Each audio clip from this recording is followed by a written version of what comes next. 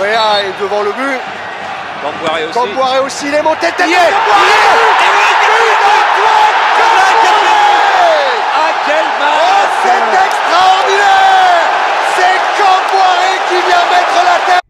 Salut à tous et bienvenue dans notre nouveau concept PSG Story. Dans ces petites vidéos, on vous parlera de moments marquants du club.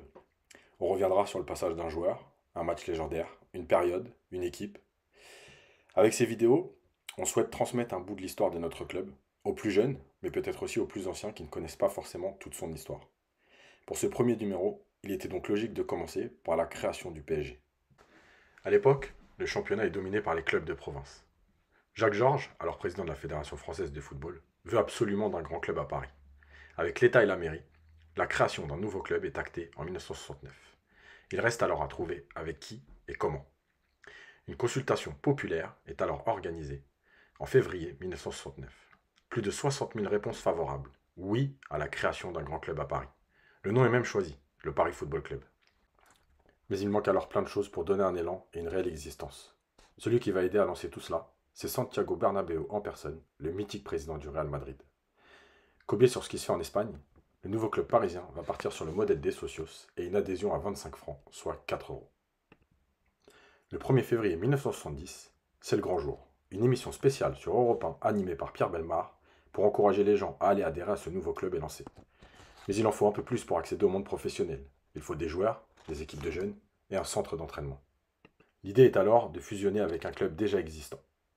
Mais alors que Rouen et Sedan ne seront pas ces clubs, le PFC est à deux doigts de disparaître. Les socios et les supporters ne veulent pas laisser tomber, quitte à démarrer en Ligue 2. Les responsables se mettent à la recherche d'un nouveau club, et c'est là que Saint-Germain-en-Laye va apparaître avec le stade Saint-Germanois, alors en 3e division. Le 10 juin 1970, le Paris Saint-Germain Football Club est né. Le 31 juillet de la même année, la Fédération française de football valide la fusion, et la parution au journal officiel le 12 août 1970.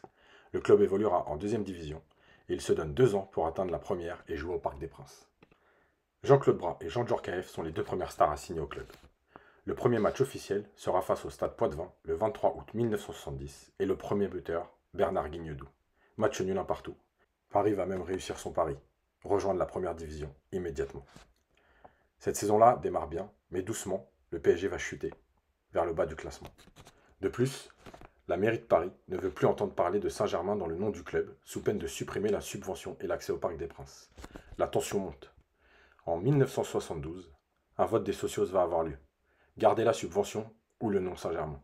Pour 3 voix, le nom Paris Saint-Germain est conservé. Le 20 juin 1972, c'est le divorce.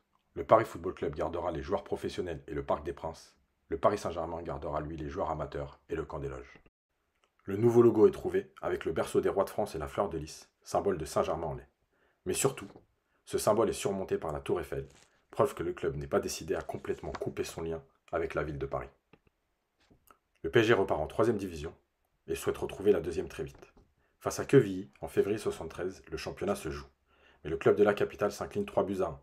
Pourtant, la chance va tourner. Quevilly refuse de monter en 2e division. Ils ne peuvent pas payer la rénovation de leur stade pour se mettre aux normes. Dans le même temps, le PSG cherche aussi de l'argent. Daniel Echter cherche à investir dans un club de foot. Poussé par Francis Borelli et Jean-Paul Belmondo, il monte un groupe pour investir dans le PSG. Le 15 juin 1973, l'accord est signé. Le lendemain, Juste Fontaine, Daniel Echter et Jean-Paul Belmondo assistent à la victoire du PSG en finale de la Coupe de Paris et annoncent au groupe la reprise du club. Le PSG devient professionnel.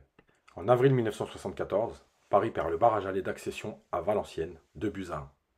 Au match retour, après avoir mené 1-0, les Parisiens sont dépassés par des Valenciennois, 2 buts à 1.